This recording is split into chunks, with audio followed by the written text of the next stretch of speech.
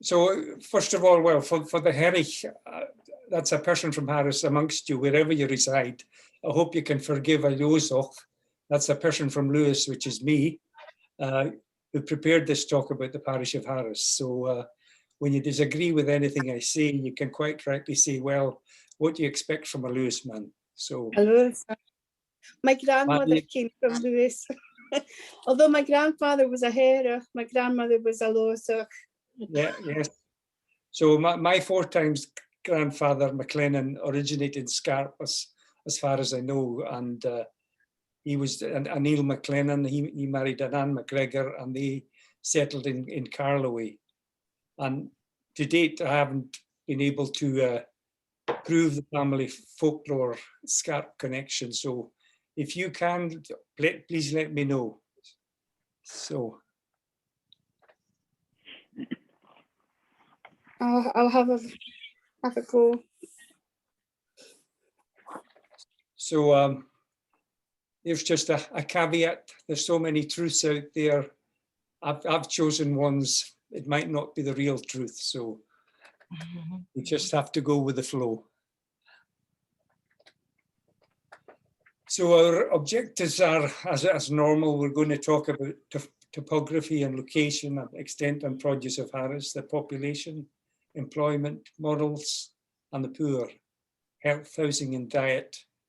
Some McLennans there, the heritors, the minister, and curiosities. So the parish of Harris was part of Inverness Shire. Oh, sorry. Yeah. So this was put together by the Reverend Mr. John MacLeod. He was the minister in 1797, and it's thought the name Harris means the heights. There's a place I think in Jura which is called Harris. So, and that means heights as well. So that's what we think the name Harris actually means. So Harris was part of Inverness Shire in times gone by, and in the 1975 local government reorganisation in Scotland, it became part of the Highlands Shire, which is the Western Isles, and it's the only Gaelic named local authority in Scotland. So here we have it here. It's basically in three parts: the Southern Islands in the Sound of Harris, the mainland Harris, just south of Tarbert, Forest of Harris and North Islands, and way 50, 60 miles to the west, we have got the St. Kilda archipelago.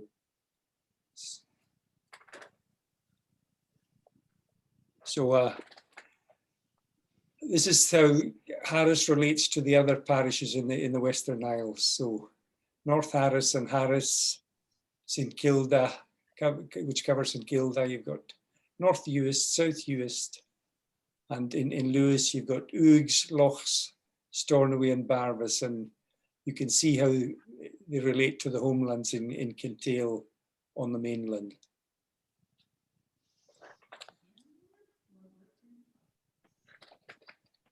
So this is a map of 1790, which shows Harris. It's pretty close to what today's map looks like. So it's a lot of these maps are available in the National Library of Scotland. So there's lots of maps that can be got throughout the ages. So the inhabited parts of Harris consist of the Forest of Harris there in the north, the islands of Scarp, Cairnsea and Scalpay, and then we've got mainland Harris and the Southern Isles of Harris, which are Pappy, Enzie, Kilgarry and Berneray in the Sound of Harris. And this map doesn't show St. Kilda, and it's about 60 miles east of Pabby, and St. Kilda was part of the parish in the 16th century, but probably before that. And Bernra there, the island of Bernra on the south, joined North Uist in 1833. It, rather than Harris, it joined up with North Uist. So this pink part up here that you can just see in the slightly shaded pink colour, north of this lock in here, and this lock here, which is a T-shaped lock, it goes up and then it has a top, you might call it, is called Loch Seaforth. And it was when the Mackenzies conquered Lewis that they took the name Lord Seaforth or Earl of Seaforth. And it's from this lock that they take that name. Not anything to do with the fort at Eileen Donan. That's quite a different thing. It's the name that they took was related to this, the conquest of Lewis by the Mackenzies. In a way, it's a sort of cultural barrier too, that fact that they have the control of that lock. Ken? Yes, so the northern part is termed the Forest of Harris, and this is just a modern satellite image of the northern part of Harris. So it's about 27,000 hectares, and it's croftland, common grazing, and open hill ground. And we have the Clisham, which is the tallest peak in the Western Isles, and it's very remote and rugged terrain. And the Forest of Harris is bounded on three sides by the sea. To the south, we've got east and west Loch Tarbert, and to the north, Loch Resort on the Atlantic to the west, and the long arm of Loch Seaforth to the east. And the northern boundary is approximately 9 miles long, a meandering line from Loch Seaforth to Loch Resort. And the story I heard as a boy was that the border was decided by chasing a boy across the moorland, and wherever he went, that's where the border lay. So there's very little arable land, and there's no big extenses of arable land. So if you get 1.5 hectares, you're lucky of arable land. So, and of course, the thing is that this so-called Forest of Harris in here has no trees. That's a treeless forest. There's a good trick. They talk about fake news. No, in fact, most of Harris has no trees. Well, yes, most of the Western Isles have got no trees. Although one thing I did read was that on the island of Pabby back in 1790, there was tree stumps still on the beach coming up through the sand, and Captain MacLeod, who owned Harris, can remember trees being there. So the length from the Lewis border to the southern end of Harris is approximately 25 miles. It's, I think, 20 miles as a crow flies, 30 miles going by road. So then we meet. And Ken, is there any interest in piece in here, the main in that area? Sorry, could you repeat that? planting trees. Is there any interest in planting trees in any of this area? There was a few forestry plantations, tried in the 50s, but generally the wind goes for the trees. My parents, when they built their house in the 50s, they planted some trees, and after 50 years they were only 30 feet tall, and the first sort of 6 to 10 feet went horizontally along the ground before they started standing up. So, and Ken, we should point out this little piece in here. This makes it clear in this satellite map. You've got the West Tarbert lock in here and the East Tarbert lock in here, and then this tiny little isthmus in the middle here, only a matter of a few hundred meters wide, and for that matter, high. So it's just a little square area that's the joining for the two parts of Harris. And the main town of the whole of Harris is here. It's not a very big town, but it's a nice little town with a hilly, a bit hilly and quite pleasant. This little port in here, you can see the ferry route coming in there. this is the main centre for all activities on Harris today. But you'll see that on all the maps, this little isthmus in here, and that's your reference point for the sort of central part. Sorry, Ken, back to you. Right, okay, now we're going to go down to what's classed as mainland Harris. So basically it's very rocky on down the east side. So it's very similar to appearance to the Forest of Harris, but the mountains aren't as tall. You might go up to 2,000 feet or 6,600 meters. So if we down the east coast is low and rocky with numerous inlets and creeks, and the area is referred as the base of Harris. And one observer wrote, is singularly uninviting. Almost the whole surface appears to consist of bare white rock. Indeed, a more perfect picture of sterility can scarcely be imagined. And Stanley Kubrick in the 2001 Space Odyssey filmed in this area and to stand in for the planet Jupiter, and it's a sequence towards the end of the film. So the rocks down on the east side, we can find them on our moon, and I think it's let me see now, an orthosite is the type of rock. So they're on the moon, and Harris, the base of Harris area looks like our moon. So on the southern coast, it's low and rocky, much like the east coast. And then as we turn round to the west, there's two great expanses of sand.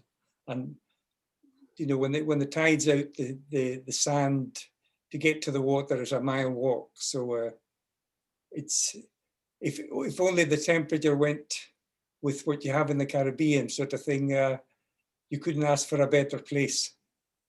So there's a path that goes up from Loch Stockenish to Luscantire, and it's known as the Coffin Road, and it's approximately 10 kilometers long, and you climb like 200 meters through a valley.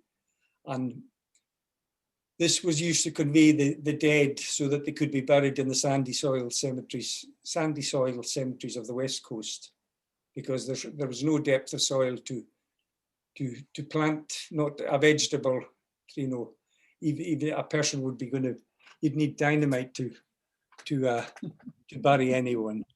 So, and it also, once you got to the west there where the expanse of sand starts, you had to cross a river, and there was no bridge there until the 19th century. And when the Napier Commission was listening to people about the crofting reforms they want, they heard, you know, from a local, and he said, well, for I have seen the coffins carried upon our shoulders, dragged through the floods, 6 men strung together and following the course of the stream in order to keep themselves from being swept away with the coffin upon their shoulders. So, you know, even to get buried, it was quite difficult. And you know, you had your 10-kilometer walk across, but you could have another 10 kilometers to get to the valley to do that walk. So you might have been conveyed by boat, really. It might have been easier to convey the coffin by boat up Loch Stockenish to start the journey across the valley. So there's basically, carry on, Bruce.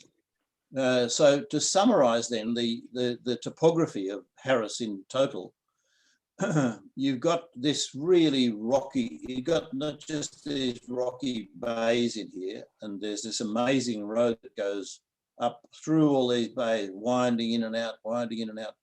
It's such a great drive. It's very vivid in my memory driving along there. They say it's best to do it from this direction. Myself, I've driven it this way, but if you drive in that direction, you have the sun behind you, which is a lot better. Of course, you don't get the shadows looking at you. So just in case you think, I'd recommend it, really. It's just an amazing scene of rockiness. Huge rocks. You're driving in and out of these great rocks and rocks everywhere. But of course, all the bit in between here is all also rock and of it's useless really. That's the only way to put it. A few sheep might wander around in there, but not much else. Is not really suitable for any agriculture, which is a pretty amazing thing. And so anything we're going to talk about as production or agriculture is conducted in these little tiny, particularly up here along this coast.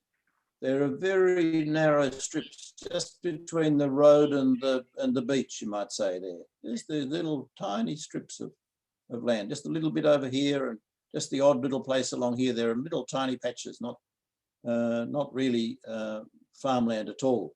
Rocky, very rocky.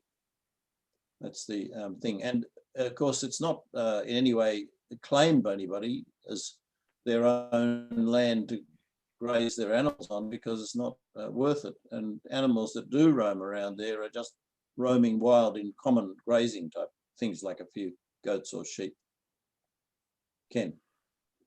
Okay, well, we're going to see a moonscape of Paris. So this was a photograph I took when I walked the Coffin Road. So, there's no depth of soil, so there's no chance of getting buried. It's just as barren as the moon. And yeah, you really have to go to the west side to the sandy beaches. Actually, I'll just go back and you'll see where this is Luscantire we're going to talk about. Luscantire is here. It's where the Coffin Road ends, yeah? And that's so when you come to this picture here, this is my photo of the Luscantire cemetery that Coffin Road is going to. And you can see here, this is in this little sandy strip between the road and the beach, like I described a second ago. And here you have this type of country, very, very rare in the whole world. They call it the MacHare. That's the word that's used for it. And it is fertilized by shell grit, really, rather than sand being blown up over the top and like fertilizing the little bit of area here and making it arable, allowing this grass to grow.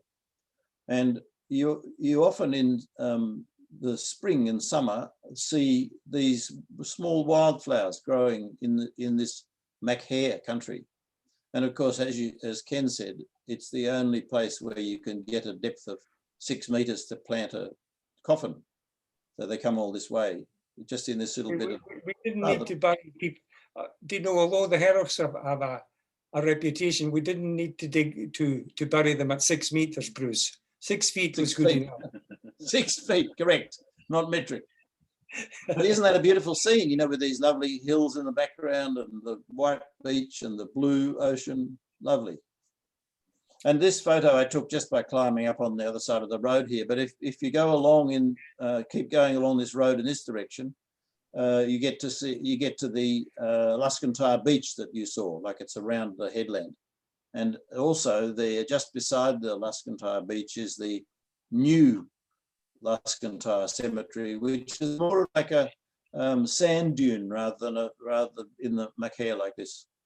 All these headstones here, I might say, I walked up and down these rows and took photos of any MacLennan headstones I found, and they're now all attached to the people they relate to in our clan records. So there's a direct connection. And really, I'd like you all to do the same thing. If you come across a cemetery that has some MacLennans, just take a snap and send it to me, and we can attach it to the person in the clan. Can I just interrupt and say that in Luscantire Cemetery, there are a lot of graves with no headstones, but the local council keep a database, because we couldn't find our great-grandparents' grave, and we'd been several times, and one day the graveyard people that looked after the graveyard were there, and they checked the database for us and found where they were buried. So if anybody's looking for that information, it is available from the council in the Western Isles. So and you can see those places here that have got no, are obviously allocated to a coffin. But in this great gap here, there are probably lots of graves in there, lots of burials there, but no headstone. Yep. Ken, where would those headstones come from? They're very prominent. They're large and heavy. And how would they get there? Oh, they're made all over the place, I think. Yes, the stones would have come initially from the mainland, and you know, some of the stones are concrete, they're cement, so they're locally produced. And back in the 50s, they started a process of reseeding the moorland, and you used to take the shell sand off the beach and spread it on the heather, and that, you know, killed off the heather because it raised the pH level of the land, and grass seed was sown, and you got grazing for cattle. You know, there was quite big expanses of ground that were reseeded in every village, at the back of every village on the moorland, and that was done just by taking sand and some lime to raise the pH of the soil, and a grass seed could be grown. Yeah, great, thanks, Ken. So let's now talk about the population as a whole, because we get the overview of how many people were there and so on. At the time, 1792, writing this account, the minister describes there being 2,500 odd people there in the parish, and some of them quite, you know, a relatively large number are over 80. When you think that the ability to nourish themselves and so on, that's quite impressive, really. There's some other analysis of the different age groups here. Born in the year 51. Married in the year 12 people, and 51 exactly the same as the births in that same year. That's an amazing coincidence, isn't it? And able to read and write, he says 108 people. This is all subject to the sort of reservation that there were no registers there when this minister arrived. No births, deaths or marriage registers had been kept. And that's typical of, you know, this time, that there were no registers. Even then, you know, but you also have the problem of registers that did exist being lost or damaged, you know, washed down a stream when a horse was riding through and they jumped out or whatever. He talks about the population growing rapidly at that time, increasing fast, and says there was no immigration, which I think that of a stretch. This time we're talking about is a bit after there was quite a few immigrations to North Carolina in the 1770s from the islands generally. So I suspect that he's talking about the more immediate future when he says that, the more immediate past when he talks about there being no immigration. He says even that this is the time of the start of the Napoleonic Wars here, of course, and he's talking about there being no drain to the army or navy. I imagine it's going to change as well. He says that the explanation of the rapidly growing population, which, you know, doesn't really match with 51 and 51, does it? Is because people felt settled and were able to marry young and therefore start having their families young. Let's talk now about the sort of production there was on those little tiny strips of land that we saw, and even little pockets sort of just back from the edges of the parish. Some amounts of barley, potato and oats were grown. So you've got potatoes already come, you know, we know from the other statistical accounts, potatoes were fairly new to Scotland, to Europe in general, that they'd been brought from Peru and those parts after the conquistadors were there in the 1600s. So, you know, this is not surprising that they've been introduced and become part of the important part of the Harris diet. But it is estimated that there was not much more than 2,000 bolls. Now, what is a boll? I find it a bit hard to work out what a boll is, because different crops have different bowls. You know, a bowl is a different thing depending on the type of grain you're talking about. That's confusing. So my simple way of remembering it, it might help you, I don't know if it will, but is to think in terms of those, you know, those big drums that you see carrying chemicals around. They're often blue with a sort of metal lid. I think they used to be called something gallon drums, but we call them 200-litre drums now. What would they be? 50 gallons, Ken, maybe? 50 gallons, yes. Yeah, I think if you think in terms of one of those, but you know, it's either something a bit less than that or something a bit more, depending on the sort of grain. There's a clue about how many. So there's not really a whole lot to support 2,500 people. There were no an indication of how little grain was grown in this parish, that there were no public grain mills available. And can you hear me okay? I just got a message saying unstable internet. No public mills in the parish. The principal taxman, that's only a handful of taxmen, that's intermediates between the estate owner and the ordinary folk, had their own simply constructed mills for their household requirements. And the lower orders, you might call them, the tenants, used their hand-operated mills, and we'll see pictures of those shortly. That's what we're talking about to the point is that Harris basically is the greater part of it, the old statistical account says, is wasteland. And Harris can never be enriched by agriculture. The soils are poor. This is the foundation of what we're about to talk about. They use this method that's called lazy beds to grow their crops where they can. This is just a little pocket, you know, where they had suitable soil. And some of the soil is quite boggy, and some of it is needing because it's too sandy and infertile. So you've got both problems. This particularly parallel sort of straight lazy beds. But you know, in practice, they will often follow the shape of the little lumps of land that are there. They might be rounded or zigzagged or curved. They're not always this close to the coast. In fact, probably more likely they're a bit back in a little pocket of land that can be a few meagre things can be grown on. The work is long and difficult. For a start, the method is to fertilize these rows here with seaweed. This is the big seaweed is the big fertilizing agent that they use, and that requires a lot of work to get the seaweed. They call it manure. You know, that's a word we often use for cow droppings, right? But in fact, it really applies to anything that's used to. They're using it here in the sense of being used for cow dung in the sense of this can be used on your crops, don't you? So the same applies to seaweed, or as it's known, seaware, that they can collect it and use it to fertilize the rows that they've made. So first go and get your seaware, your seaweed.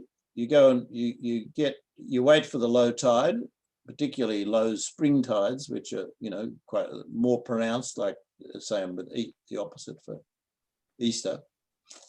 And no, Easter in your season. So you get the Easter big tides like we have now, and you go at low tide and you go out and you start pulling this seaweed out. There are a number of types of seaweed there in Harrison.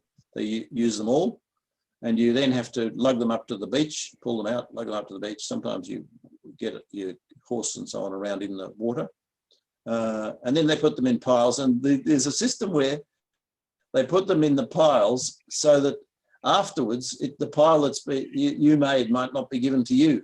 So the incentive then is to put them equally into each pile, so that that's a good democratic system, isn't it? Bit like, you know, you cut, I choose in cake. So they put the different piles, and people get to allocate one of the piles, and they take that away to they take it away and they carry it off in these big baskets on their backs.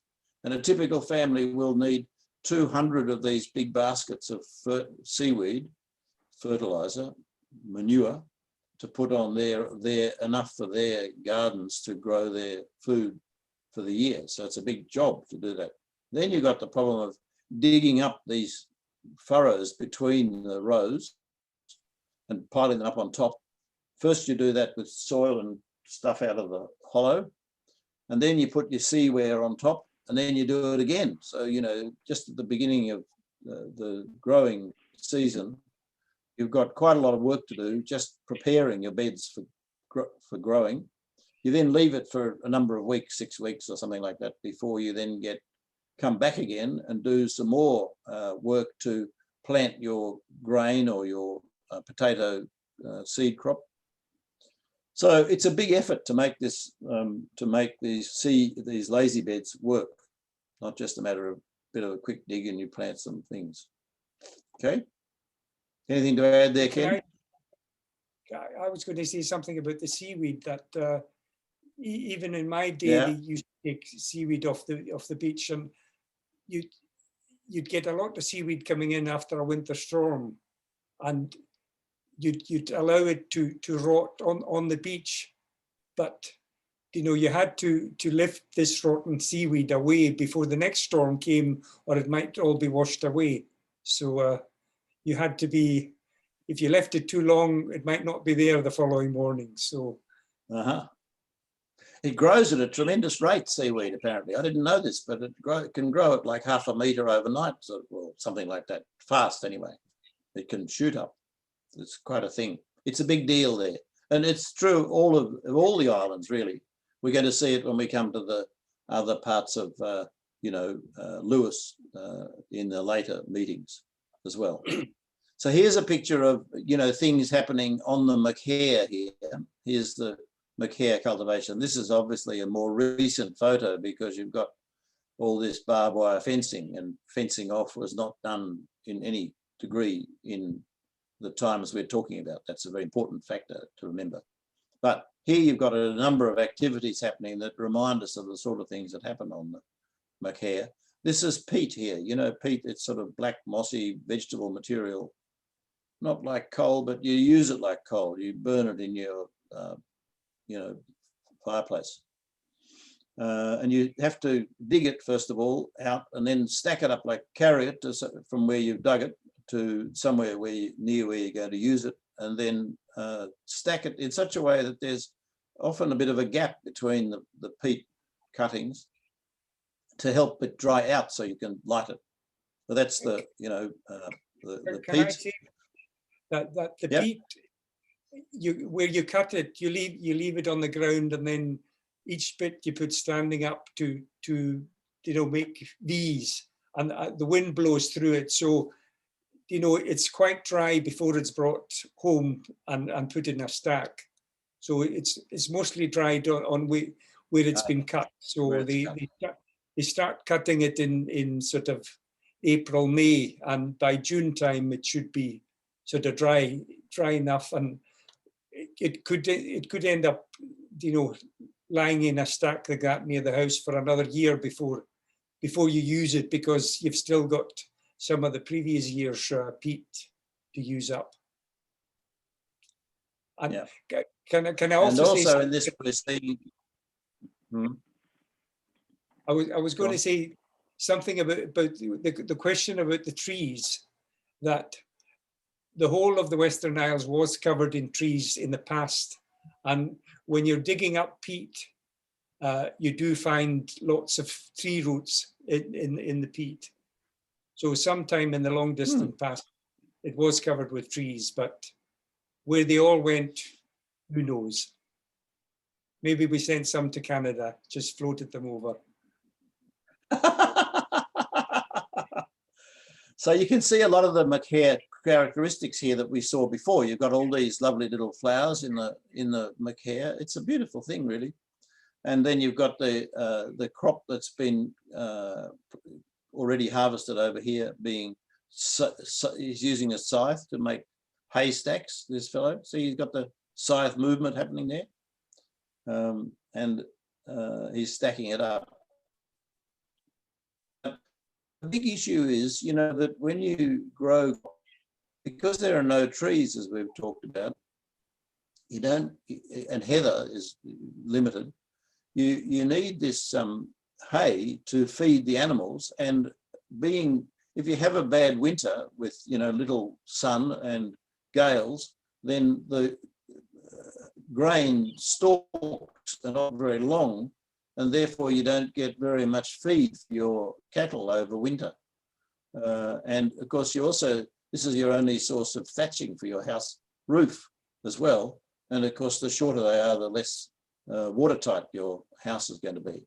So in a way, a very significant crop in Harris is the hay that comes off the grain growing process. It's not, you shouldn't ignore that, because all the assumption that we're not sold very much, or there's not an income or anything. It's critical to your life, because quite often in these parts, animals will die over winter for lack of feed. They just run out of feed because the harvest wasn't very good for the hay that season. So it's not uncommon for cattle to die, and people themselves, even the grain and potatoes that they grow don't last usually all winter, and so they're forced for their diet to only use the milk from their milk cow. They might have a couple of milk cows for themselves, and also to drain the blood of their animals who live in the same building. Remember, Ken said that you've got the briar at one end and the residence for the humans at the other end. So the people in the one end go down and drain the blood out of their animal and use it they drink the blood or make a black sausage out of it. That's where the idea of a black sausage comes from. It's the only available, you've used up all your potatoes and your grain and stuff, your bread possibilities. So you're using the blood from the animals as to see you through till the next early crop. And here we have the grain mills that they had. These are just their own, each house would have something like these sort of things here. Here's the best example. You just got a fixed stone on the bottom. This person is just turning the stone around. They put the grains in here, turning it around, and out comes the sort of beaten up grains here. Not quite flour, but it's more like what would you say, muesli or grain, porridge. Yeah, like oatmeal, like porridge, So raw Bruce, porridge. would fish be a big part of their diet? Yeah, yes. Oats was the main. That's the main it. part, main grain. Absolutely, it's it. That's that, and they probably wouldn't have had meat most days or fish. They just have the grain, breakfast, lunch, and dinner. When we talked about. When I was growing up, there was a man in the village. He used to make the porridge for a week. In the one go, so he'd make a big pan of porridge, and then pour it into soup plates. And once it had set, he'd just tip it, and he had a drawer full of these rings of porridge that he could take out every day. And when you were going out chasing sheep on the moorland, you could take one of these sort of big biscuits of porridge and stick it in your pocket and have a snack. That's it. When you went chasing sheep. That's a normal thing. That's the diet. Yes. Down in the bottom, we see what's known as a north mill. So there's two buildings there. The first one you're coming to is a kiln where the grain needed to be dried before you put it through the mill. Otherwise, you were going to block up the stones, and you'd just get like a porridge that would stick to the stones, and so you were going to mess up the mill. So there was a pit where they put a peat fire, and the grain would have been spread round the upper level there to dry it before it was milled. And the mill itself, there's a mill lathe, and basically below the floor of the mill there's a small paddle wheel that rotates the millstones up on the top level on the ground floor. So that actual mill was restored in the 60s first of all, but it's gone through a few restorations since then. So okay then, Bruce. I have a quick question. That's great. Did families, I noticed these smaller units, did everybody have their own, or was there like a communal mill? Well, back in those days, there wasn't really a communal mill. They'd be doing it with these I think you'd probably have to be well off to have your own sort of rotating stone, you'd probably do it, you know, the two stones there, one with a hollow, and you just do it by hand. But Okay. later on, there was, every village had their mill, you know, like the North mill. You know, some of the villages had maybe 2 mills, and in the bigger areas, there you know, there might have been a proper mill with you know, a stone mill with a slated roof, where all the villagers took their grain. But that was much later on. Later. That happened. We've seen in later cases where the laird at the mill and charges a percentage of the processed grain as a, you know, way of getting revenue to the people who process their grains at the mill. And of course, they're not allowed to take their grain to some other outside mill at a lower rate. The laird has the mill, and he charges them to use it by taking some percentage of the grain itself. Okay, now let's talk about kelp. It's a really interesting thing and a big deal at this period in Harris's history.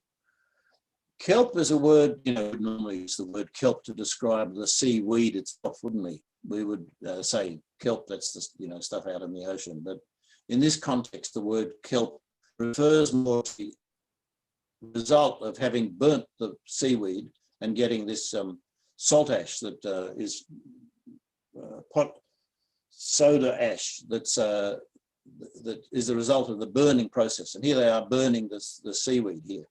Now these are the people, first of all, collecting and I should tell you what it's used for. Sodium, Ca2, CO2. CO3. Is the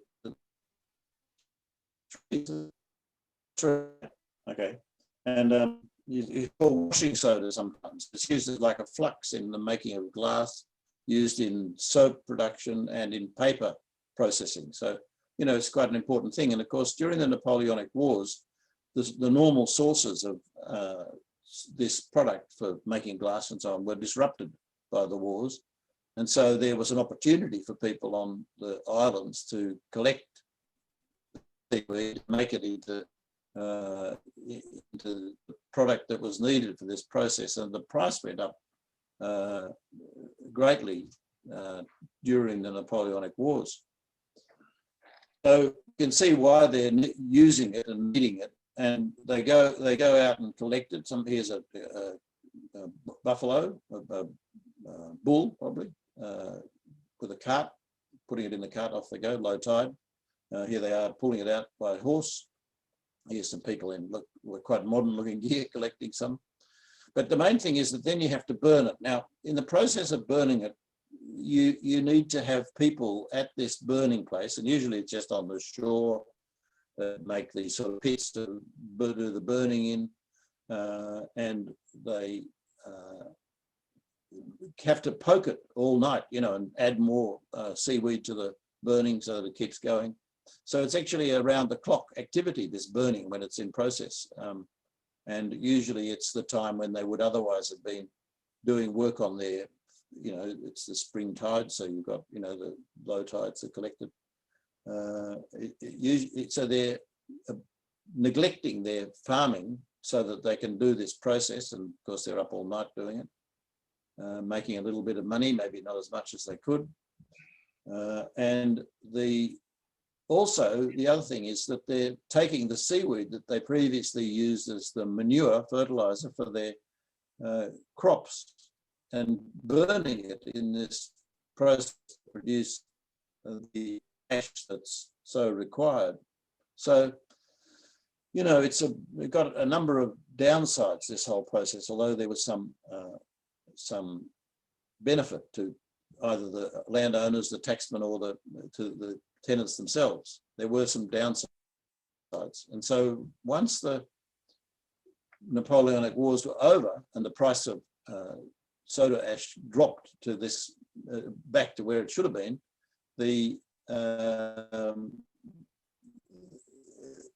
there was great poverty in the islands, and this is the point where you start to see significant migrations to Cape Breton and other parts that, you know, is a total result of this, what we're looking at here. But, you know, that's getting a bit ahead of ourselves in terms of our period. But this time they were encouraged to do the making of soda ash to earn some income for themselves and for the taxman. Bruce, is there any evidence that they ate the kelp? You know, Somebody asked that yesterday. now is all the rage. Yeah, it's all the rage. That's right, and used in cosmetics and things now, I think. But Right. well, how did we answer that yesterday? Ken, do you remember? Well, yes, they were eating it until very recently, and Oh. dulse was like a licorice stick, and you know, if you were hungry, you could go to the beach and get some dulse. And there was also a seaweed called carrikeen, which you made a pudding out of. So you just boiled it in milk, and it was a white jelly pudding that you could have with some jam. And that happened in my day even. It's still being done. So my dad used to go and get carrikeen at low tides, at spring tides. Oh, okay. Have you got some good recipes, Star?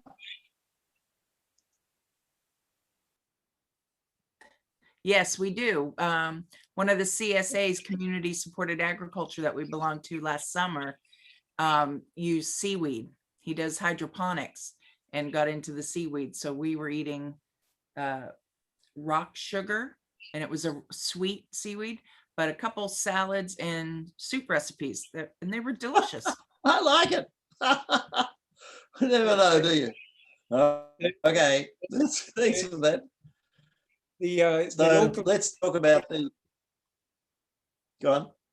I was going to say that there's a distillery that was opened on Harris, and the gin is flavored with sugar kelp, probably the stuff you were eating. So that's part of one of its main sort of items that's put in it to give it a bit good taste. So that's maybe unique taste too, I imagine, Ken. Yes, yeah. The gin way. So coming on now to animals as opposed to kelp harvesting. Really, apart from the kelp, the only significant external income source was to breed black cattle. Now, there are quite a few black cattle here, like somewhere between 2,500 and under 1,000. So the ones that they're breeding are 900 of them, and they can sell them for £1 to £2 a head, as the minister says. But of course, they're not going to be the best quality animals because there's so little so little feed for them available around the whole parish. So you can't have them grazing on, healthy ground. So they're not going to be the very best of cattle. Also, of course, there's a problem getting them off, and drovers come every so often to buy up the animals and take them off to the markets. Probably as far as Billingsgate in London. They drive them, probably take them across to Skye and then across Skye and then across from just to Glenelg probably, and then keep driving them along. Amazing. So it's a long, but what I mean is that the price that they're prepared to pay, of course, would be governed by the extra work they have to do to get them to the market compared to those that are closer to the market. There are quite a lot of sheep, actually, 11,000 odd sheep, but they're just like roaming around, not fenced in and not really properly shepherded, because they're just allowed to find feed wherever they can. And some of them don't even get found to be shorn each year. That's how little they actually looked after them carefully. They might go for some years without being shorn, so they've got long, scraggy, dirty coats. And a handful of goats, quite a lot of horses, quite a few more horses than I might have expected. Of course, have any steam engines or any of that sort of thing in those days. They hadn't, the steam engine only recently been even invented, let alone find its way into anything like milling or farming or whatever. So horses were the main form of energy.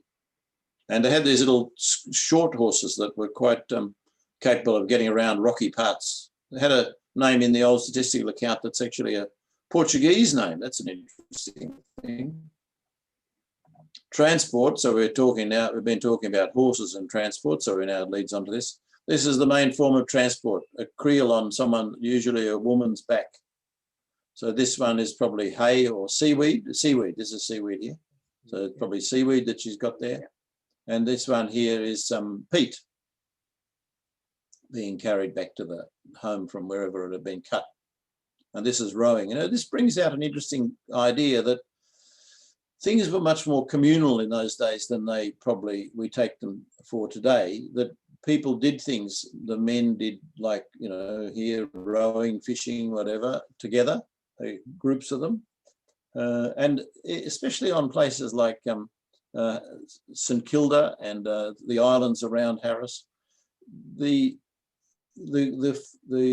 workers, you might say, the men of the village got together in the morning, each morning, and decided sort of rather democratically by discussion what jobs needed to be done depending on the weather that day and the state of the crops. And so they worked like, and they called that a parliament each morning. Sometimes it would go on for hours while they discussed the activities they were going to do, the work they were going to do that day.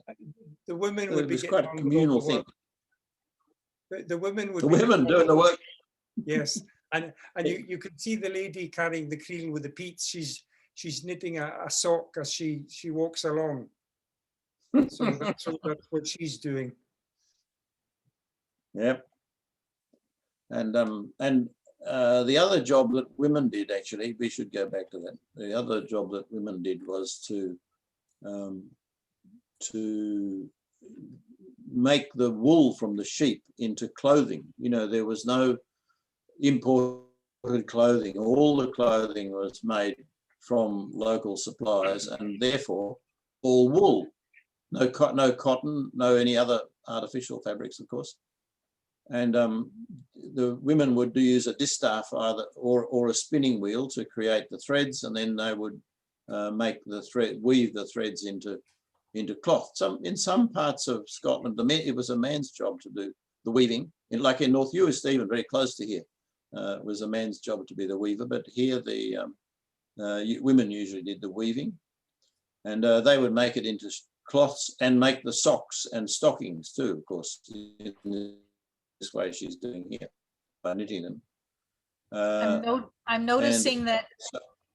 Sorry, I'm noticing that the woman with the peat has like a woolen spat on her foot, but her toes are bare, like she's walking barefoot. That's a good point you make, Melanie. Just let me finish this, and we'll get Ken can describe barefoot in a sec. So that's a really important thing, that all the things they wore were all made locally from the sheep that roamed in the hills. You can see this is a rather rough sort of fabric that's being used here. And but there probably is a bit of a specialization in what you might call dressmaking or tailoring. The more rustic cloths that are made by the local people in their houses were sometimes cut into shapes and made into garments by a person who would do it for a number of people in the village, so that probably each person didn't do the stitching themselves. They would sometimes get a person in to do the stitching, but they would have made the cloth that it was made from. So now getting on to the feet. Ken, this is your favorite topic. Melanie, I couldn't have worded you up better. He likes to talk about this. Well, even back in the 30s, when my dad was born, you'd only get one new pair of shoes every year, and just before winter. So if your shoes wore out, you know, by spring you were bare feet till the next winter. So it was quite common to be walking about in bare feet right up until probably just pre-war. So you know, here we are. Well, this photograph would be, you know, much later than 1790. So you know, back in 1790 there'd be even less chance of being able to buy a pair of shoes. So you just run about in bare feet. There was no roads either, so it was much easier to walk in bare feet than if you had roads.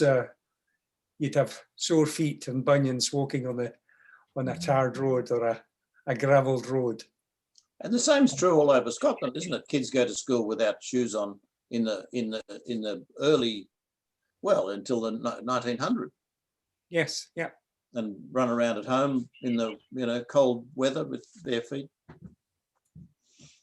Much more common than you might have expected. So let's talk about the proprietors. Ken, over to you.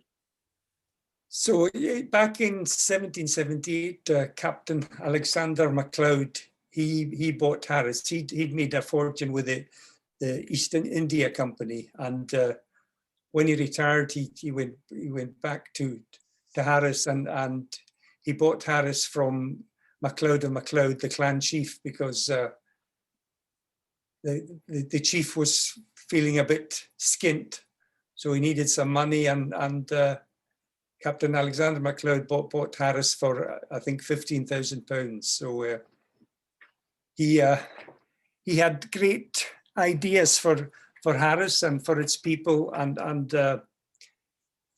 when he died in 1790, it went to his son Alexander Hugh MacLeod. He inherited Harris, and I don't, from what you read, that the son really didn't put his father's ideas into action.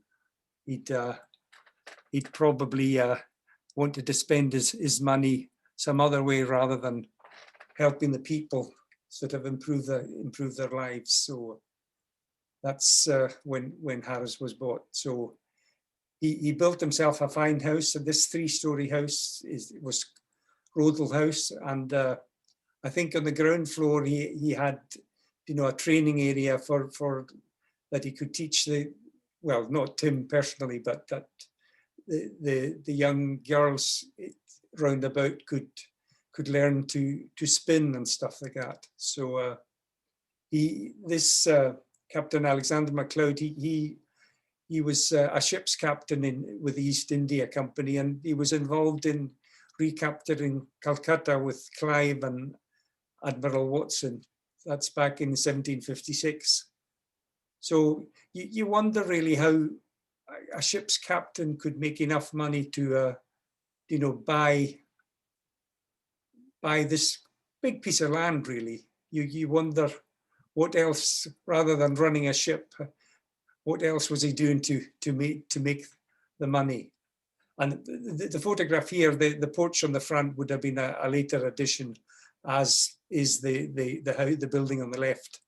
And latterly, this Rodel House became Rodel Hotel, and Rodel really, when I was a boy, it was a place you visited maybe once a year. It was a destination, and we used to go there with our mainland cousins. Go for a run to Harris, have a picnic on the beach, and then might carry on to Rodel and get a lemonade at the hotel. And back in the 70s, I took my wife there, and we were enjoying a drink in the bar, and then you see this hen walking across the bar counter, and it had come in from the outside through a hole in the wall.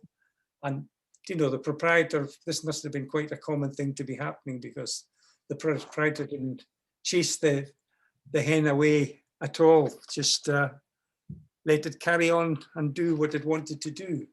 And maybe about 20 years ago, prior to closing as a hotel, we'd taken an American friend there for a sandwich lunch, and the waiter had reeled off the sandwich fillings that were available, just sandwiches. But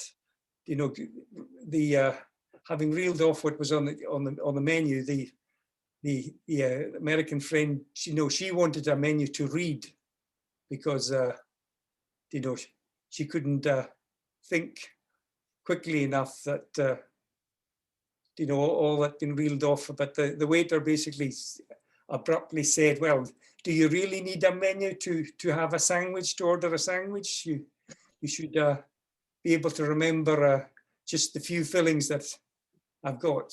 So good Highland hospitality. And in the hotel, it was the only place where you could purchase whiskey, which called the Royal Household. And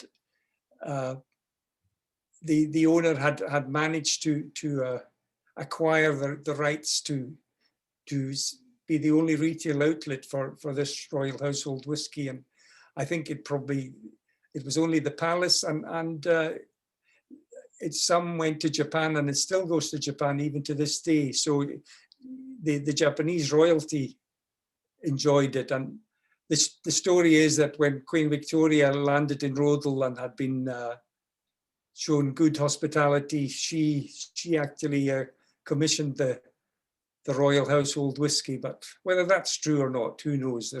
There's probably many a story about whisky and all that. So you can see here in the background, can't you, Ken? You can see how rocky this countryside is. You know, yes. look at that. This is even a choice part. He's had the choice of anywhere he wanted to live, and you know, this is the choicest part here with all this rocky sort of background in the photo here. Tough. Sorry, Ken. Yes, we're going on to the 17.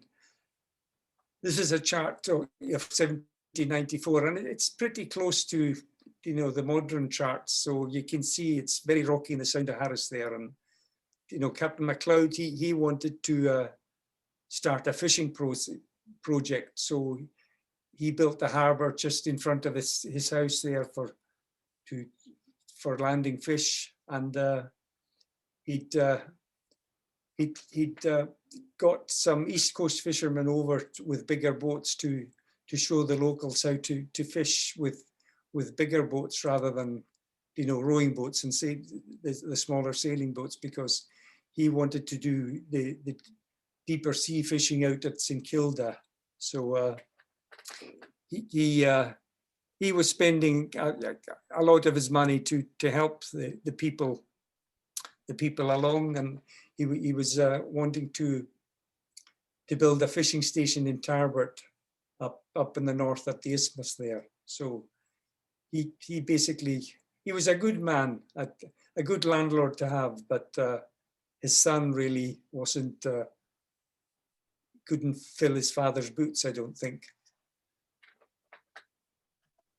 So we're now going to go on to the church. So a bit of historical background. So in 1560, Catholicism was replaced by Presbyterianism as the established church in Scotland. And a lot of Catholic properties were seized, and Catholic church and records were destroyed. And this was known as the Scottish Reformation, and was led by a Calvinist, John Knox. And after James VI of Scotland became James I of England in 1603, an Episcopalian form of worship form of church government was established as the state way of doing religion in Scotland. And later attempts to bring the Scottish churches in line with the Church of England were resisted, and the National Covenant, a declaration of independence from the England and the Crown, and a loyalty to the Presbyterian religion, was signed in 1638. And then in 1631, Episcopalianism was again forced on the Scottish Church, and the Covenanters who fought against this, they were greatly persecuted and tortured and put to death if they dared to worship by, you know, the Presbyterian form of worship.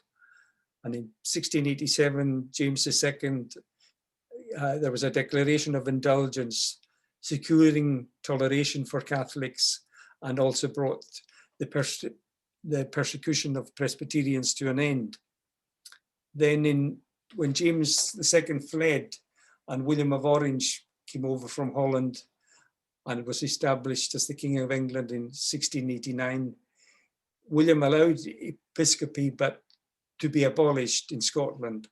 And the following year, Presbyterianism was firmly established as the Church of Scotland, with church and state united under that form. And that event was known as the Scottish Revolution settlement. And in 1712, Presbyterians were outraged by the Crown grant of toleration for Episcopalians, and the restoration of patronage to the Scottish churches. So many Episcopalians in Scotland became Jacobite supporters, and because they wanted the throne, James III to get the throne of England and Scotland. And they were greatly repressed and persecuted again.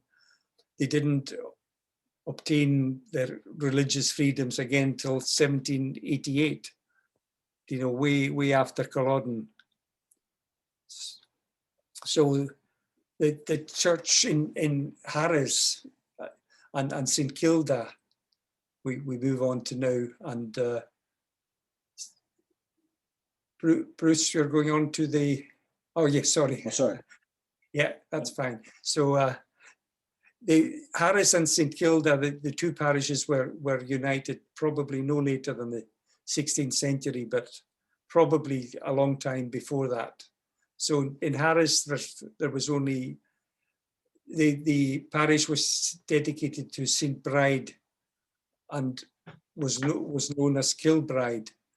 So at Rodel, they built a church, and there was an Augustine priory there, and it was supported by the Abbey of Holyrood, and that building has completely disappeared, and a church dedicated to St Clement is there, and the tower of the church is probably much older than the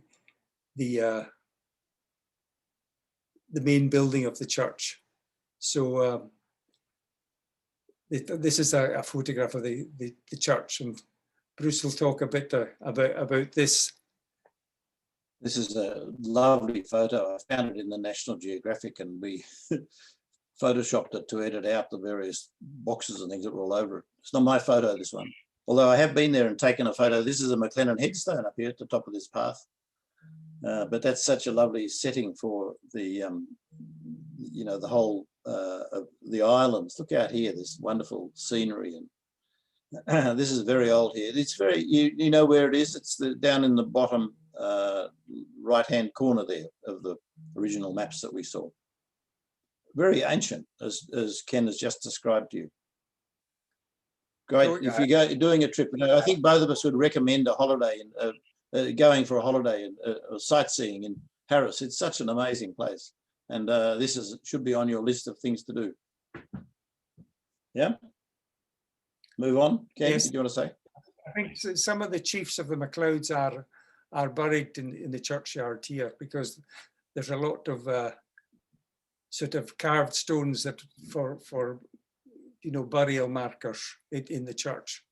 Mm. So Captain MacLeod, he also built a church in Scarista, which was the next slide, and Bruce took some of the photos at the Scarista church here. Over to you, Bruce. I went into this church, just came up here and went around the back, because my wife's ancestor was the minister here, was his first parish as a minister. And just walked in the side door. It was open, of course, unlocked. Just went in, and there was a psalm book there that was just open in the Gaelic language, just as if someone had just put it down from singing. Amazing feeling, really. And so this is the connection with us McLennans particularly, and they're the same as my wife's ancestor. This is her ancestor here, John Bethune, on the this is a photo I took on the wall of this church, and Angus Bethune. Both of these are boys who grew up in the very MacLennan parish of Glenshiel. Yeah, Glenshiel, we know it, just right there near Kintail, part of Kintail until just about this point. These boys grew up there, and they went over to Harris to be their first parish. This one here later went on to Olness, and we've done a talk about Olness, haven't we? We talked about this fellow Angus being there after he was here in Harris at this church. And the other brother who came immediately after him, also, son of the manse, as they say, from Glenshiel, became the minister at Dornoch, which is up there in Sutherland Shire, and is a more significant church. It's a cathedral church, one of the few that stand out from being above the average. And this is this fellow here who was in this church here on this rather unusual part of Scotland called Harris. So this ties in with what we just talked about. The fellow who did this statistical account here is this John MacLeod, and he arrived in 1773 and he left in 17. No, admitted in 17. Sorry, he got his license to preach then, and he was admitted. You know, the process is not that you get appointed in Scotland to a church, a bit like we were just talking about Presbyterianism there. The idea is that the congregation call you to the parish to be their minister. So they're making the decision about you becoming a minister. And he went on to these parts down in the south, near Argyllshire, a few years after he wrote this statistical account. And these are his predecessors I just talked about.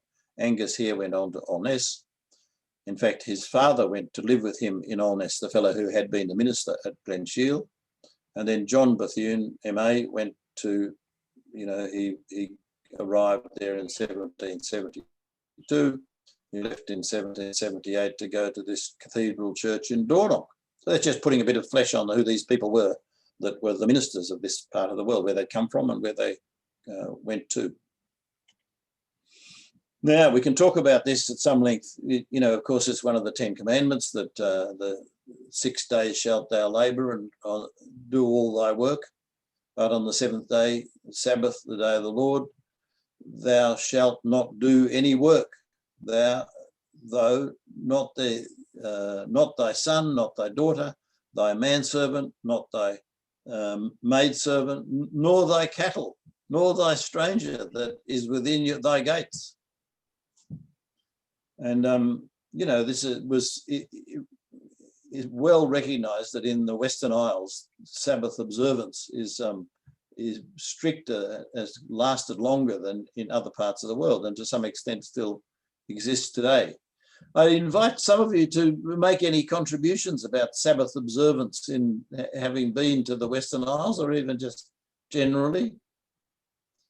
Someone come on, tell me what you know about the sort of things that people do and don't do. Well, you don't hang your washing out on a Sunday.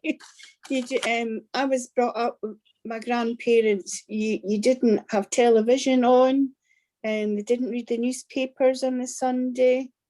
Didn't read the newspapers? No, didn't read the newspapers on a Sunday, just went to church and had a family meal on a Sunday. So, yeah. still, Anybody else? Thank you, Janice. Can I say something about Sunday newspapers? Yeah. They arrived on Tuesday, so you couldn't read them on the Sunday. Yes, but my grandparents lived in the mainland, so yes, even Islanders, and some of them in Glasgow, so even Islanders that are, were out with the island community still carried on those traditions. And I'm only going back 20, 30 years. I'm not going back, I'm not going back to the last century. Well, I am going back to the last century, but when I was a teenager, and that was the way, and still, and it's ingrained into you, because I still do try and keep as quiet a day as possible on a Sunday. It's not as strict as as it would be, but it still is in the islands. It's still, certainly when you go to Harris, there's one of the cottages we stayed in a few years ago, they actually had a notice about advice about Sunday, and it actually stated it was a hedonistic sin to hang your washing out on a Sunday. And I'm only going back 5 years to a self-catering property, so it's still quite strong. Even on the mainland Scotland, I got caught out actually. I was going to a place, which is in Loch Torridon, and I took Prue and a friend, and we couldn't find anywhere for lunch. We were, the places that I'd normally had meals there were all closed Sunday. And I might say, when we did find somewhere, my wife, it was like 3 o'clock by the time we found something to eat. They went straight to the cake No sensible lunch by that stage. We were desperate for a bit of cake. But you do need to be on alert. And of course, once there was no petrol, no gas available, fuel for your cars or whatever. Yeah, that's a big thing. It's a lot to do with respecting your neighbour's belief, really. You know, get on well with your That's neighbours. our problem. You know, it's and it is a very, you know, a very good thing. I grew up going through it and then came to the mainland and basically forgot about my Sunday observance. But over the years, I've gone back to it, and I do very little on the Sunday. I certainly won't mow the lawn, and you know, sometimes when a neighbour's mowing the lawn, I could well do without him not mowing the lawn because he's making a noise. So it's a good thing. And in continental Europe, in France, Germany, Italy, there's no heavy goods vehicle on the roads on Sunday, and that's all going back to a Sunday observance. Even to the extent of people making like the woman of the house making the meals would often be done on the Saturday, so it was ready for the Sunday, those sorts of things. Yeah. Yes, my mum used to make the meal on Saturday, and it was only heated on the Sunday. You know, there's talk of putting the cockerel under a creel so that it wouldn't be crowing on a Sunday morning. Now, if you forgot to take your washing in on a Saturday night, you'd go out with a knife and cut the line and leave the washing on the ground, because it's much quicker. Your neighbours aren't going to see you that you'd got washing out on the Sunday. You could sneak out when it got dark on Sunday night to bring in your washing. So. I just thought we'd introduce that because it is something you need to be alert to when you're travelling in that part of the world. You shouldn't need the sign on the back of the door, as Janice described. Bruce, in Maine, we used to have they were called blue laws, which prevented a lot of commerce on Sundays, and much of that's been overturned, but there's still some residual acts of that. In fact, you can't hunt on Sundays, and there's other activities which are still haven't, been turned over from those early Sunday observance laws. Yeah, right. That's good. Thank you, Stephen. Yeah, so I'll do this one, Ken. Yeah. The OSA describes the people as being sober and docile, wise, hardworking, kind and courageous to strangers, and courteous, and hospitable and charitable in excess even. Strongly attached to their native country, and they're a generous benefactor to people like in poverty and so on.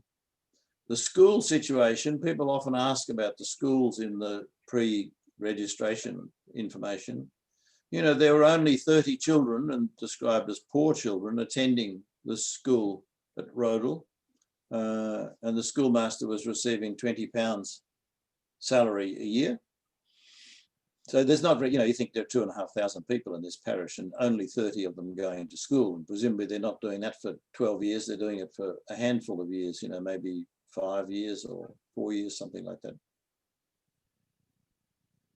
A new school was about to be set up. This is being set up by this institution that we've seen previously called the Propagation of Christian Knowledge. Its aim was to make good little Hanoverians of all of the Scottish population. Typically, they taught trade skills rather than Latin, Greek, and maths and English. Like sewing and spinning and weaving and so on. There was also that school that Ken's referred to, the female industry school, and he describes this is just by the way, he describes the religious knowledge as lacking. In particular, we've seen this often before, haven't we? That he says they're deplorably deficient in their knowledge of Christianity, meaning I think not so much that they don't observe the sort of practices, but that they don't understand the principles. I think that's probably the point he's making there. The poor role has gone. They couldn't read the Bible, so Yeah. It's only what was given out by the minister. So they were going to be deficient. You know, even nowadays when you can read and the minister gives it out, and we can all be a bit deficient in that area. So in terms of the poor, there were 75 people who were on the poor roll, but they were generally looked after by their neighbours rather than, you know, sometimes we've seen funds being collected, especially for the help of the poor through the church by, you know, revenue from the mortcloth and these other ways. But here he says that they're mainly just looked after by their neighbours in their own pockets of villages. He says that winter, this is what I described before, that in the winter season, provisions are scarce, you know, people run out of supplies of even the most basic grain, and that's when they need some help. 30 bowls, so there you go, were given out to the poor in this particular, the year before he's writing this account, that to all these poor were given only 30 of these barrels load of grain. He says the population's health is generally pretty good.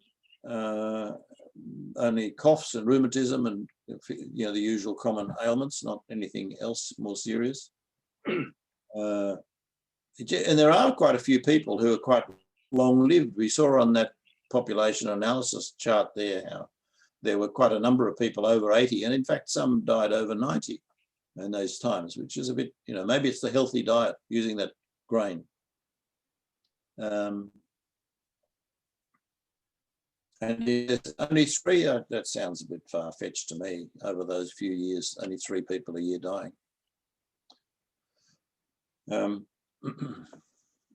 Talking about the housing, first of all, he says that, you know, not, well, we say, most people didn't live in houses made of stone with mortar and so on.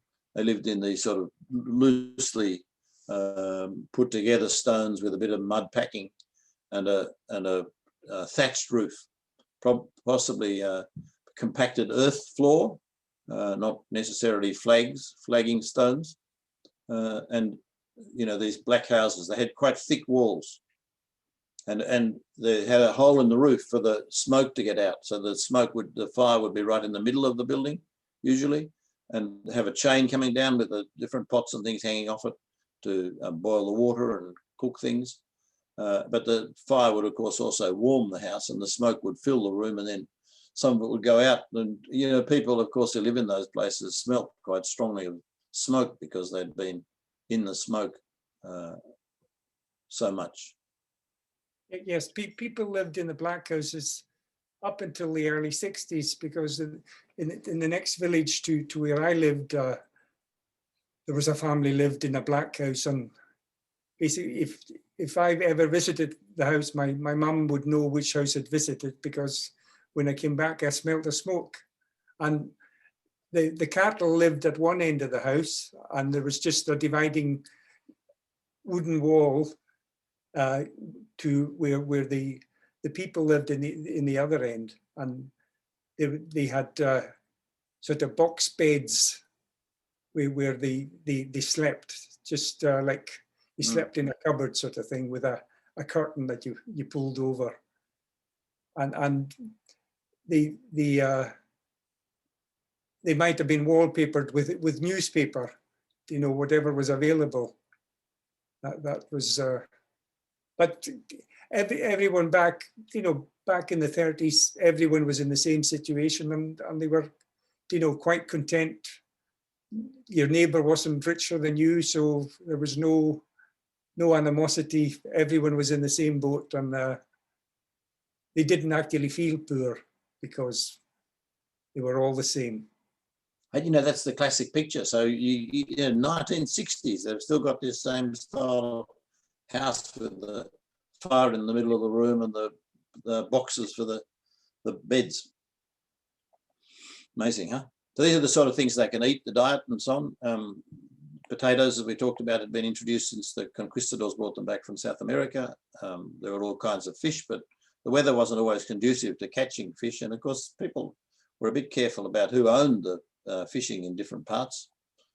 So there were some shellfish that could be collected,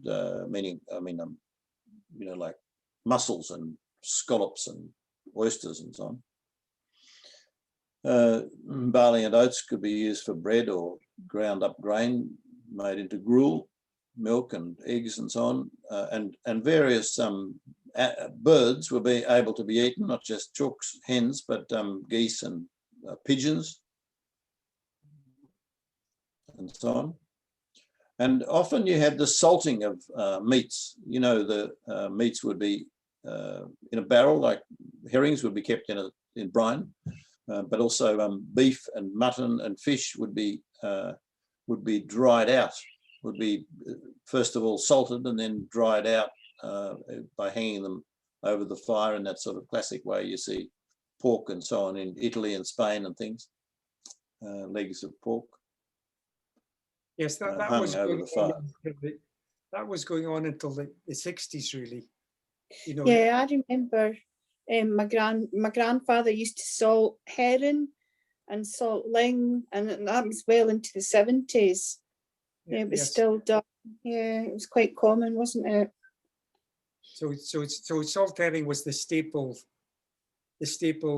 meal during the winter time, and mutton, salt mutton would be dried, and you'd have the mutton would be hard as anything because after it had been salted, it was dried on the pulley with your clothes would have been there as well. So it was thrown into the bottom of the cupboard. You didn't need a fridge or a larder, and you could bring it out to make soup with. You probably had to boil it first to get rid of some of the taste of salt, or add potatoes in as well, and that could take away some of the salt taste. The potato could draw some of the salt off.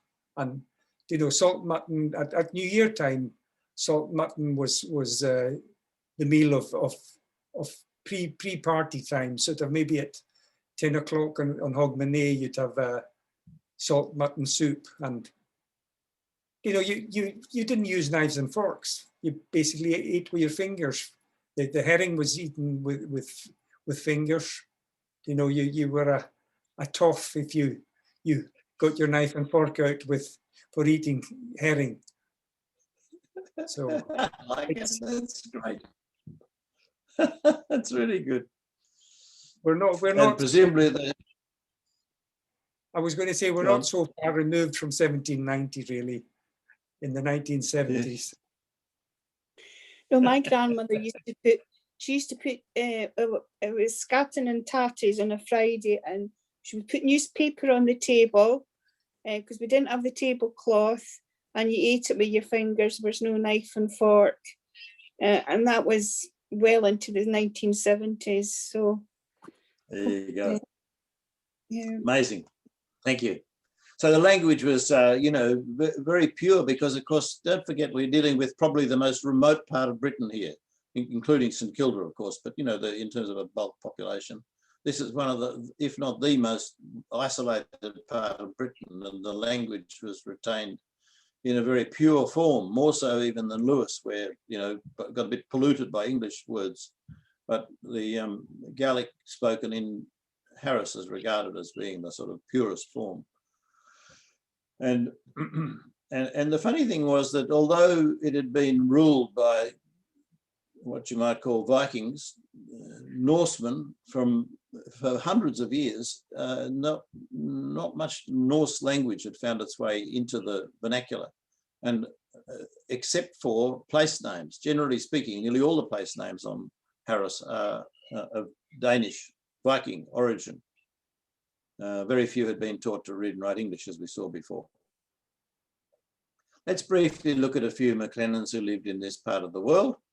Of course, we've got to bear in mind the usual caveat that, that we only know someone lived in Harris because they wrote it. There are very few records of baptisms or births. So we're only looking at like censuses in 1851 and 1861 and so on, people who said they'd been born in Harris. That's how we know. And of course, you had to live till that time, that 50 years odd, to be recognised as living there. So a lot of people had been born and died before 1851. So we're just taking what we can into account. We've got 26 births in Harris in our clan records. No deaths, but only one marriage. And these are just a few of the people. I'll just briefly look at these because we're running a bit short of time. But you know, you can go and look at them all. This is somebody who, unusually, this Christina or Christy was born in Harris and had a son, Kenneth. But you know, this seems to have been an illegitimate son, and she's raised him all his days. In the 1851 census, this is in the clan records. You can see she's 63. She's called a cotter. Remember what that is from our previous session. And her son is also called a cotter. And then they have 2 lodges. So she's going to work for the estate owner, and so is he. And they're getting a bit of revenue from these people lodging with them, who are described as road labourers. They might be short term, actually. And in 1851, she's in what's called Tarbut with a U misspelt. And then in the next one, she's called East Tarbut, where she's described as being quite a bit older, but a cotter nonetheless with the son. Okay, just an example. Neil McLennan, who was born in 1805, is from Harris, and he becomes a road labourer, this fellow, and he dies after 1851, which of course is the statutory registration of deaths. And so we've got more information about him, and we know his parents' names from his death record.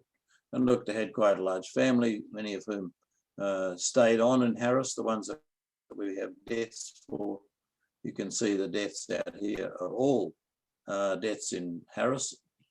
Quite a few in North Harris, actually. And there's the, you know, this little cross plus sign on the beside the number indicates that we have a spouse and family for that person.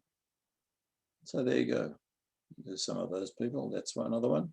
And then this is a thing I should tell you about, and there's a fantastic fellow who lived there, who married a girl from Harris and lived there and did a huge amount of research. He was actually a lawyer by training, called Bill Lawson, and he wrote lots of books, and did lots of research into the people generally of the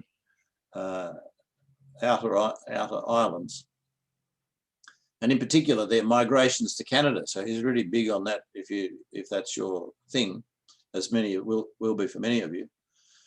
But he wrote these things called Croft books, and this is a picture from a book that I had, and it's a family. You can see here what he's doing is he's got this person Kenneth, and that's his dates approximately. See, they're quite early. He marries a Mary McDonald, and she's from one of these bays of Harris. That's one of the places, the bays. They have children. This is Effie, or Euphemia is the other name for Effie. And she marries a Donald McLennan. She's a Effie McLennan, right? She marries a Donald McLennan, who's from this place here, which I can't pronounce. And they go on to Australia in his book. So then this is, I don't know, we don't know about that one, but Neil here marries a Catherine Morrison from this place, and they go on to this place, you know, and so on. So this is the Croft books, they're called. And there are many of them. I've got quite a few of them. And we do need to do a bit more work on them to get families from his books into our records. But some have been incorporated, like this one, into our clan records. Can I just add one thing, that if you have a look at that Catherine Morrison 1813 to 1899, you know, she was known as Nien Vorochi Ushtan. Now, that is the girl of Modo of Hugh. So her father was Modo and her grandfather would be Hugh. So you might not have any record of these people, but just looking at how she was named, you can infer what her father's name was and her grandfather's name. So you're going back a couple of generations there without any records at all being available. So they're very good. This is the Gaelic name. Yeah, the Gaelic name does that. Yep. Okay, now here's another one, Angus, born in 1807, dies in 1889. This is his ID number in our clan records. Here's the profile of him. Born in Harris, and you know, you can see they have quite a large family. Here's the kids down here. They're some going to, they're nearly all dying in Harris. We don't know the death place for some of them. But, and here the first one though is a bit interesting to you all, and that's that he becomes a minister of the church and goes and lives in Canada, dies in Canada after 1911. Finlay, Reverend Finlay Angus MacLennan. Can you infer anything from that about who's who? No. The Angus, though, refers to his father, obviously. No, I can't actually read.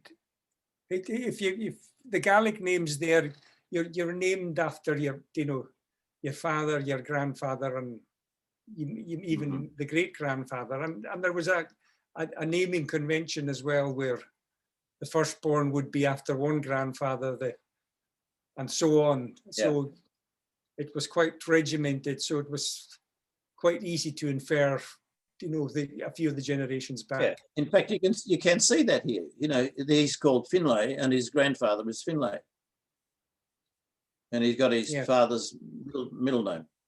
Yeah, there you go. Now here's a Donald. This particular Donald, the fellow, one of the descendants of this family was in our meeting that we had in the UK not so long ago, and his Donald was born in Harris in 1789, the time we're talking about, and they migrate up to Lewis, parts of Lewis. Lochs is that part of Lewis that's just on the right-hand side of Loch Seaforth and above, up towards Stornoway. And that's where he dies, in Lochs. So you can see here, here's all the different people. Again, most of those are dying in either Glasgow there, Lochs there, North Uist there, Lochs and Lochs. So generally speaking, this parish is, you know, it's a middle ranked parish in terms of the number of McLennans that we see in this sort of period we're talking about. You've got the big ones, of course, you know, Conton, Gairloch, Fodderty and Applecross. And then you come around to these middle ranking ones, and this is one of them here, this Harris one. This is the clan stats for those that haven't found it yet. You just look in that dark left-hand menu on the main genealogy page, and you can choose which decade you want this pie chart to be created for you. And it's created dynamically from the live data. So you often have to wait a little while for it to work it out, but it's a dynamic thing. Okay, let's talk about a few curiosities just while we're on the job. We'll do that for a bit of fun.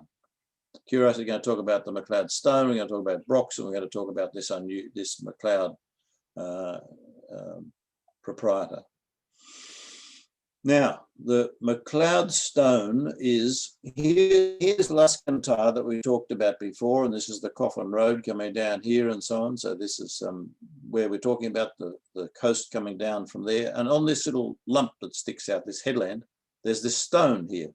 So you can get to it by just parking over here and walking on this beach and just walking a little bit. It's about where the cursor is now. And you can see it's a spectacular rock. Really, it has nothing to do with MacLeods, because this rock is more than 5,000 years, was erected more than 5,000 years ago, not long after the settlement of Scotland, the Ice Age, by, you know, really early settlers, dragging it down there. And, you know, there are other stones like this in other parts of the Outer Hebrides and all various parts around Scotland. Was it associated with burial? Who knows, really? There have been the odd human remains found, but was it really a burial thing? Probably not. There's a lot that we don't know about this stone. I should say, though, that the MacLeod, so here's MacLeod spelt in the Gaelic fashion. This is the Gaelic word for Mac, and Leod, that's the sort of more Gaelic version of Leod. This here means a sort of stone. Stone, yeah. Wow. It often refers to a churchyard, doesn't it, too? Clachan. Well, that's a clog. Different thing. Well, So it's pretty close. So this is MacLeod stone, and the MacLeods were people. MacLeods, you know, who were the lairds of this part, were not like most Macs or Scots people who had come to Scotland from Ireland. But the MacLeods were Norse people, and they'd gone first to the Isle of Man, where they spoke Norse in their court for many centuries. But the MacLeods came not 5,000 years ago, but in the 13th century to the Outer Hebrides. They moved their operations to Dunvegan and to this part. As we saw, the burial is just along this road down here, the burial ground in Rodel. And so this stone is given their name because they were the lairds for a few hundred years until the Mackenzies took over most of this part of the world in the 1600s. Yeah, that's the MacLeod stone. Something to do on your travels when you go there, when you're allowed to fly again. Ken. Okay, now we're going to have a look at a Danish fort, or a broch. So just further south from MacLeod Stone, there's an area called Borv. There's basically the foundation ruins of a broch. This broch in the photograph there is actually in Lewis, and it's the most complete broch in the Western Isles.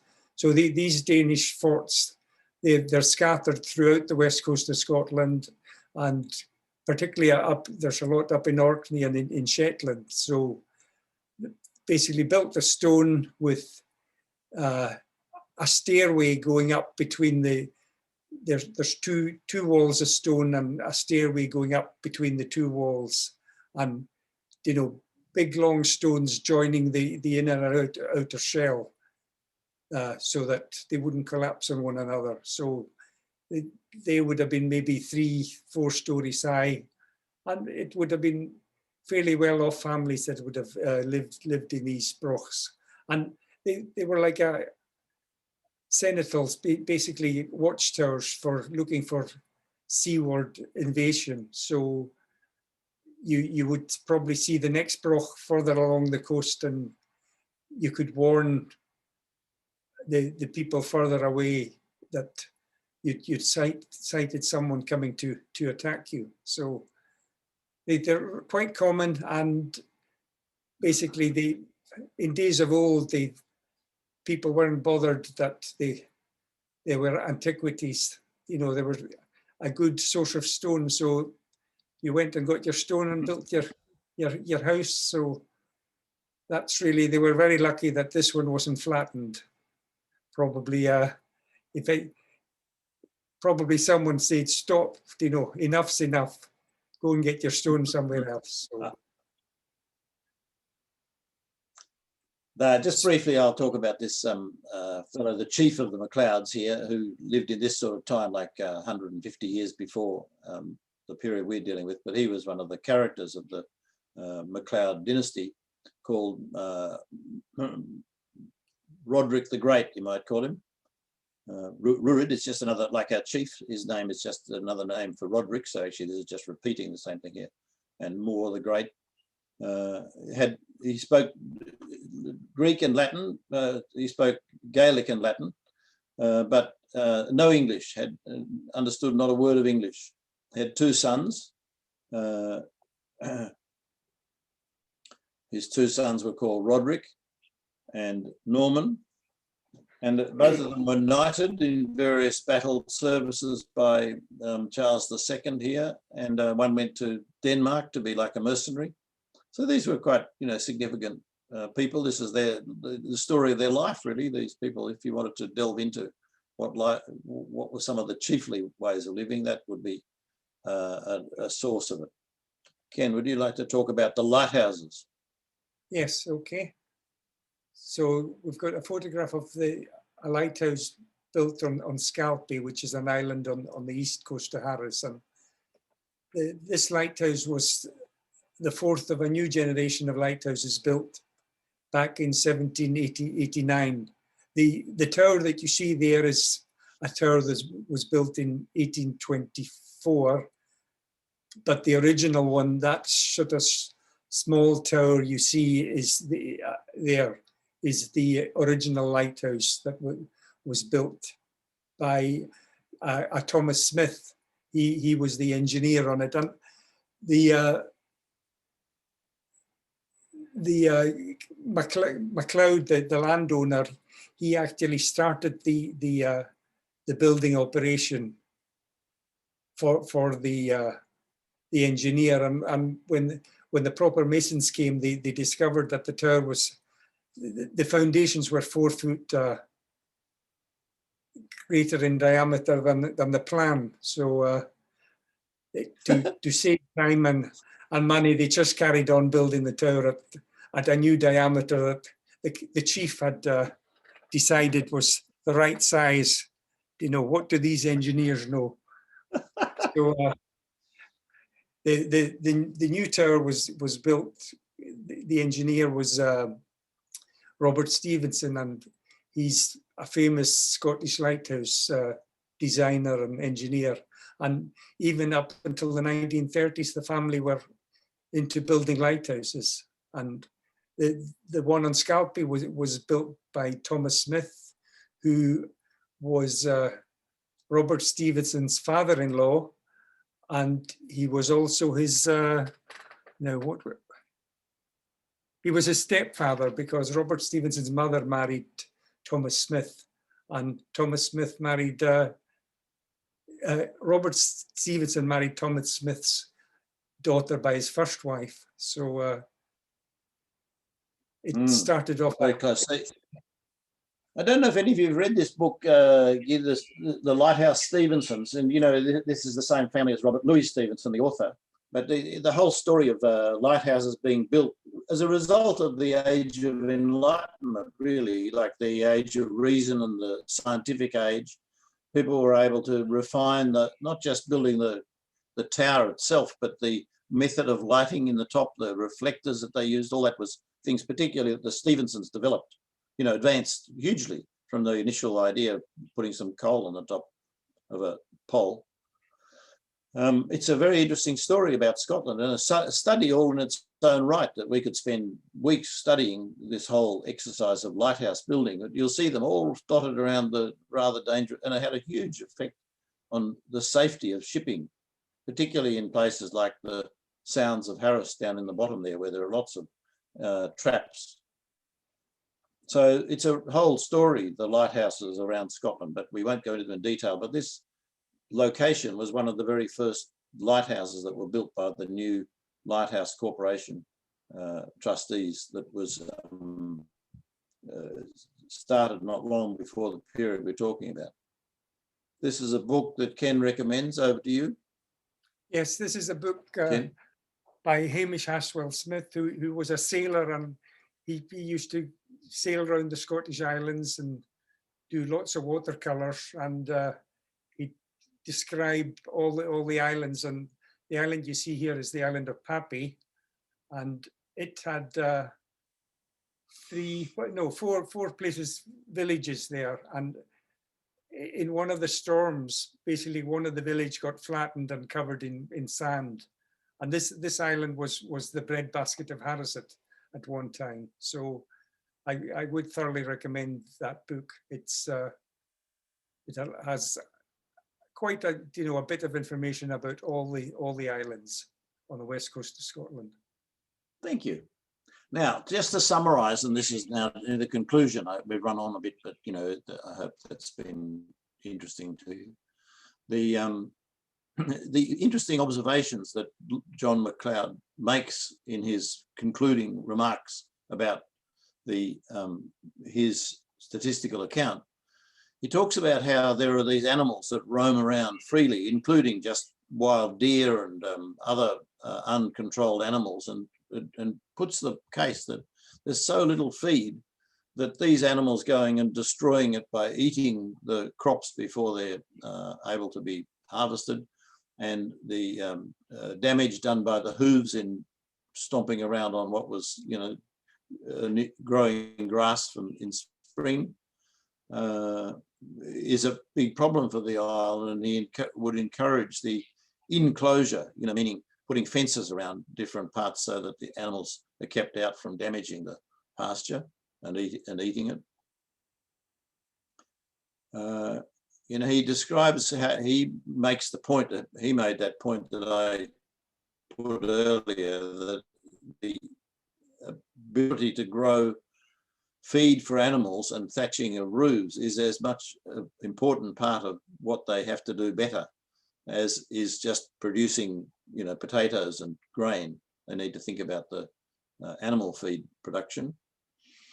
The idea of drawing lots for plantings is really like a pretty archaic thing, that it means that, of course, you don't have any real interest yourself in this particular patch because you might not get that patch next year. So you're not interested in a long-term advancement of draining swamps and fertilizing soil and so on.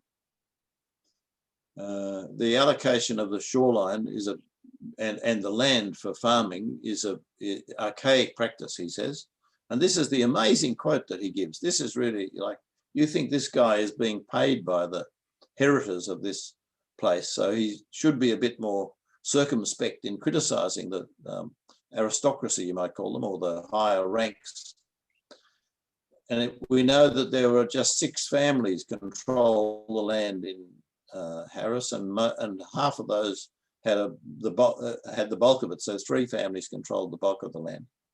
He says, the power of a few families is extremely prejudicial to the interests of the country at large. Wow, that's a pretty big statement. And it is incompatible with liberty of British subjects to be treated like feudal underlings, the traditional way of managing people based around warfare and the like. Incompatible with the liberty of British subjects. That's a pretty amazing statement.